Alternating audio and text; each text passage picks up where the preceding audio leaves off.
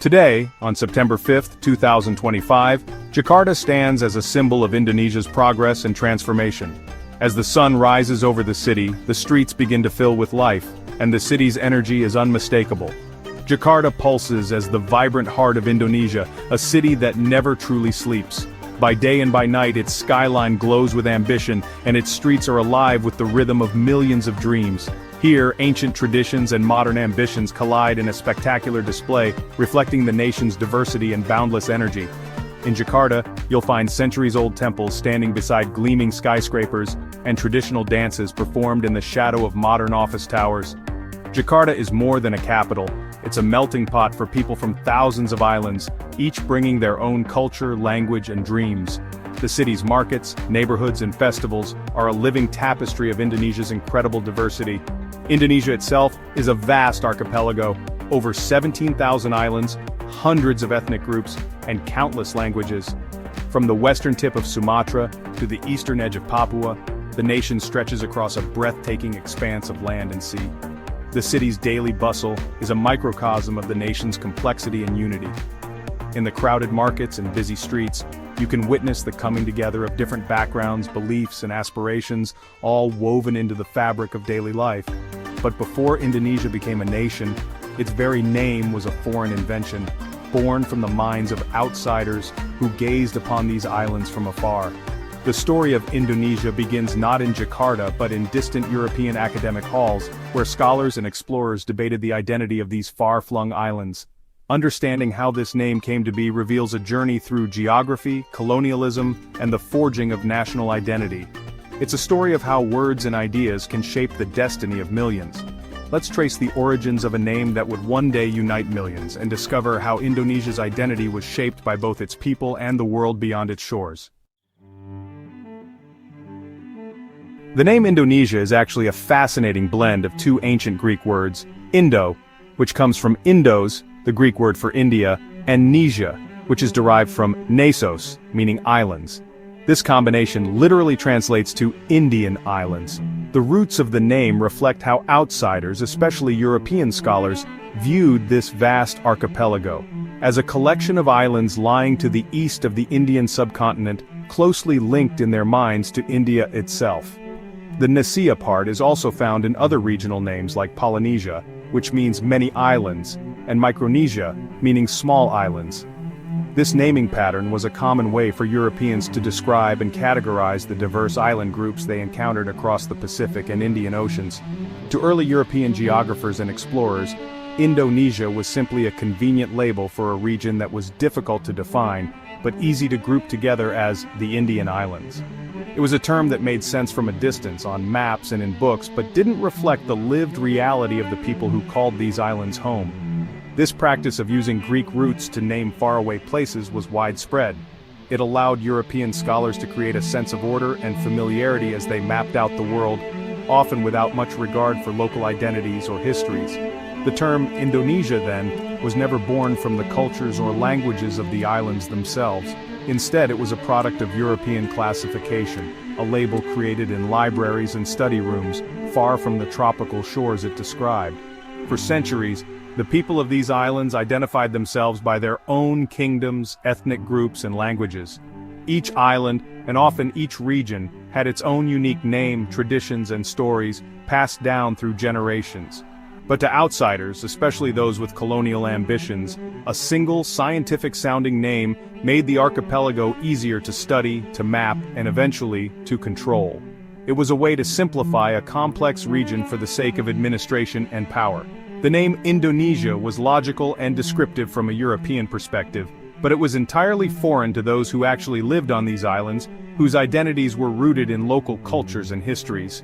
In the end, it was a label imposed from afar, reflecting the colonial urge to categorize, define, and sometimes dominate the world according to their own systems. Yet, over time, this outsider's name would be embraced by the people themselves, transforming into a powerful symbol of unity and national identity for a diverse and vibrant nation. In the 19th century, European colonial powers struggled to name the sprawling archipelago. East Indies was too broad, Malay archipelago too narrow.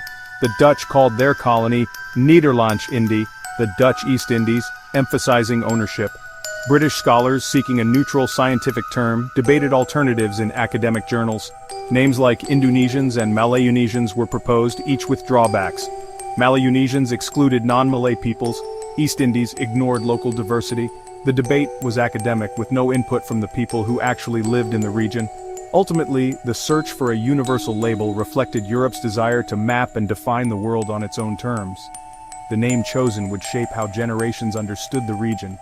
This scholarly exercise would have consequences far beyond the pages of journals.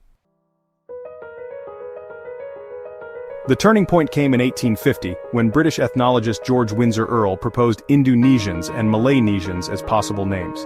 Earl preferred Malaynesians, but his student James Richardson Logan saw promise in Indonesians. Logan refined it to Indonesia, arguing it was a better geographical term for the archipelago. At first, Indonesia was used only in academic circles, unknown to the public and ignored by colonial authorities. The Dutch stuck with Dutch East Indies, focused on political control, not scientific classification. Neither Earl nor Logan imagined their term would one day name a nation. Yet, by uniting the islands under a single label, they planted the seed for a future identity. Indonesia suggested a unity that had never existed before, a single entity spanning thousands of islands.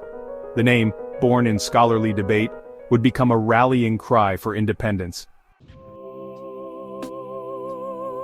For colonial powers, grouping the islands under one name was about control.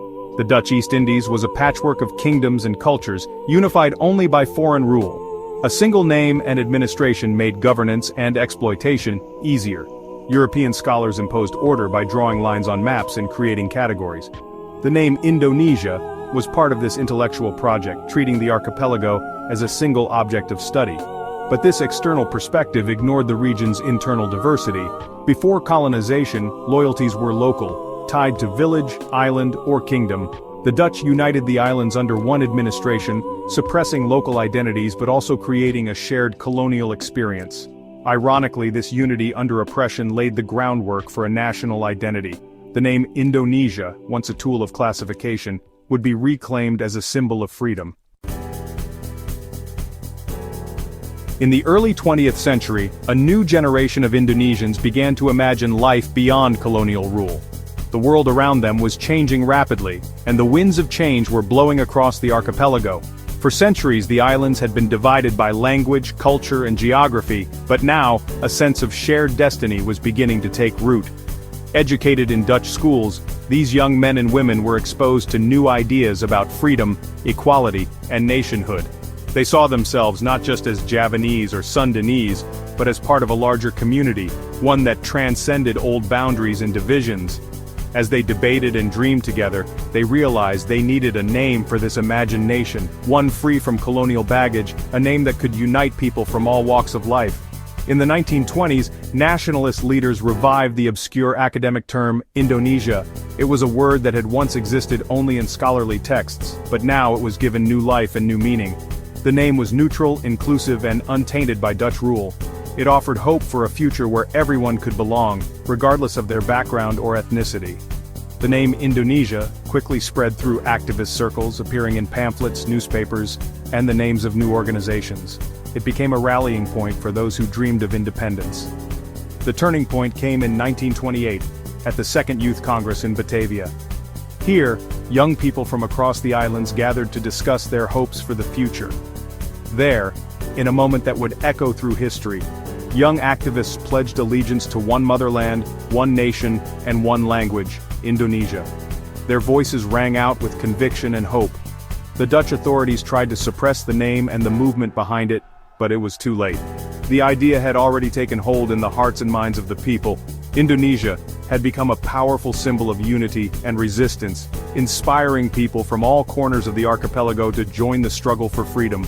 A foreign label was transformed into the rallying cry for independence, and the dream of a united Indonesia was set in motion for generations to come. Jakarta, once Batavia, embodies Indonesia's journey from colony to nation. The city was both the seat of colonial power and the birthplace of the nationalist movement. When independence was declared in 1945, the choice of name was clear: Republic Indonesia. Batavia was renamed Jakarta, shedding its colonial past. The adoption of Indonesia marked the triumph of unity over division.